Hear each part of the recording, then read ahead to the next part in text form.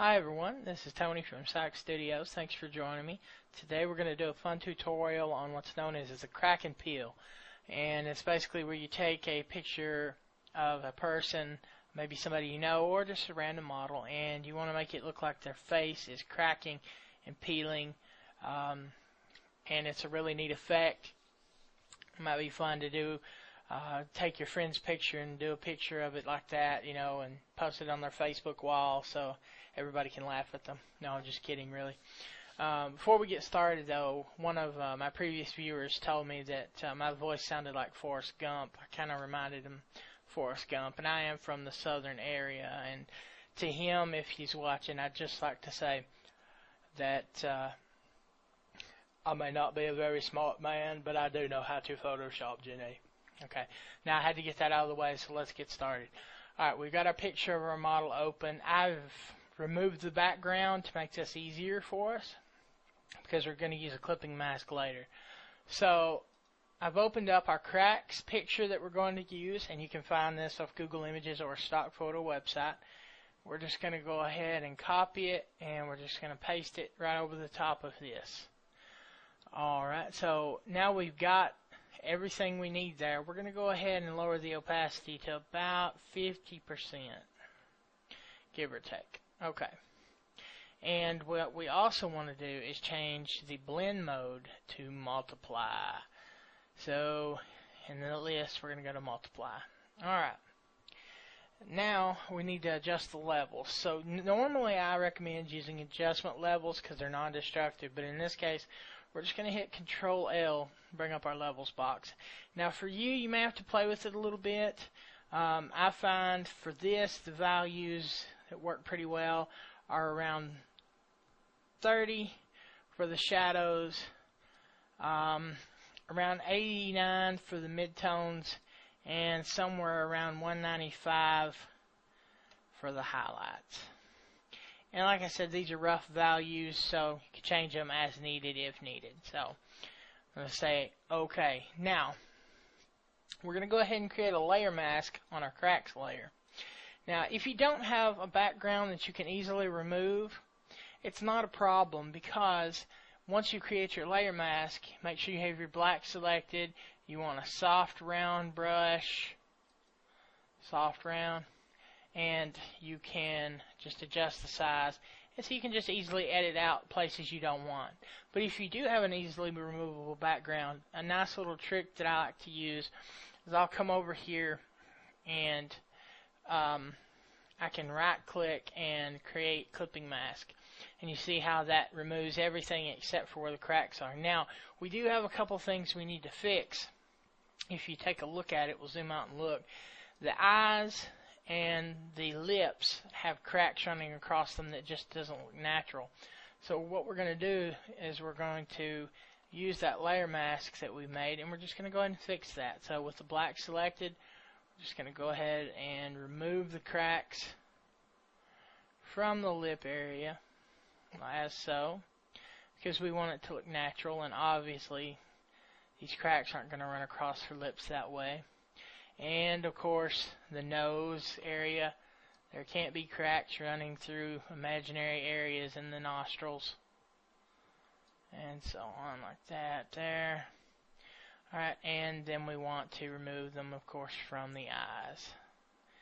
Around the eyes is okay. We don't want cracks actually inside the eye. That just doesn't look right. So we do a quick removal of those. Remember, we're all just doing this using our layer mask, so quite easy to do. And now we're covered. We've got, you know, our cracks. You just kind of want to make sure they line up and look natural. So you've got a crack over here on the ear that's not quite right, so you fix that, and come over here and maybe make an adjustment here, there. Alright, now what we're going to need to do is go ahead and bring in our good old burn tool. Now what you want to do is select your first layer with your model on it, and you just want to size down your brush a little bit, and we just want to go over some of these some of these cracks. Make sure you're set to highlights up here in the range. And what we're doing is we're just darkening and really bringing out some of the cracks to make it look a lot more realistic. And I'm going kind of fast. You can spend more time if you like, be more precise. We just really want to make those cracks pop. We want to make it look like her face is really, really, really about to fall off. And I know it's a shame to take such a beautiful young woman and make her so hideous, but you know, Hollywood does it all the time. Now also, as we were talking about before, using this layer mask, you might, this is totally up to you, but you might want to go ahead and remove the cracks from the eyebrows themselves, because generally, you wouldn't get the cracks in hair like that. So that's totally up to you. You decide if that's what you want to do. In this case, I am going to do that because I want a natural look. We're just going to remove those cracks in the eyebrows. And like I said, don't be scared if you go over and mess it up, because you just flip back to white and you just fix any spot where you accidentally messed up. Okay, that's looking pretty good so far. But now we need to bring in our other rust image that we're going to use to create what looks like a hole in our model's face. So we're just going to copy it, and we're going to make sure we have our top layer selected, paste it in. We're going to drag it around. Let's go ahead and change the blend mode on that to multiply as well. And there we go. So you just kind of want to adjust it, see where you want it to be.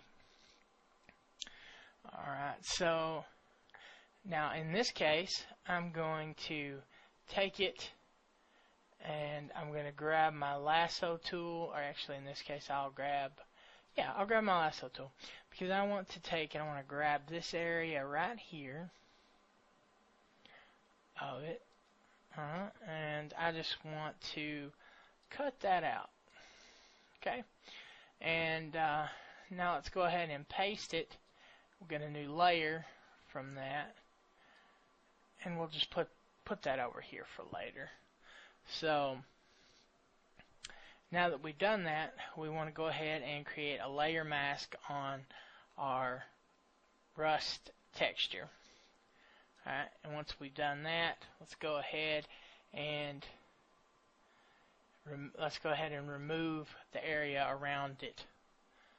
Alright, so we're just gonna jump in here, get rid of everything except for that big gaping hole that we want to keep.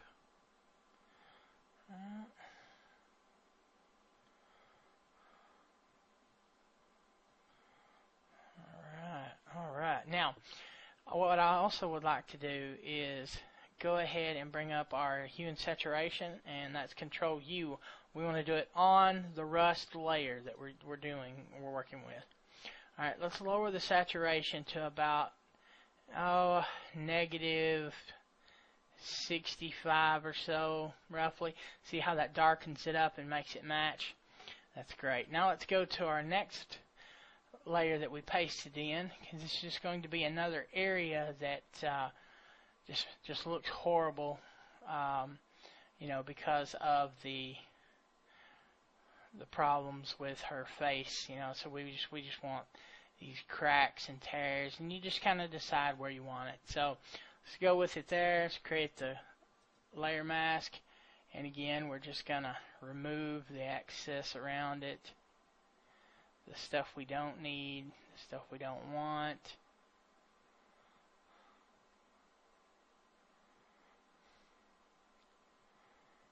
Like that right there. Alright, and again, Control U, we're going to lower the saturation as we did on the other.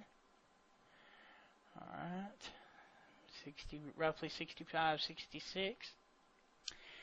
Alright, and if you take a look at it, there you go. You can make other adjustments if you like. You can get into more detail. If you're looking to make like a zombie type situation, you can go ahead and cloud out the eyes. Make it look however you would like it to look. Now, if you want to add back a background to it, you can click on your bottom layer here. Just create a new layer, drag it underneath, okay, and we'll just do a gradient. I've got a custom gradient I made. With that layer selected, just grab, hold shift, and just shoot up toward the top.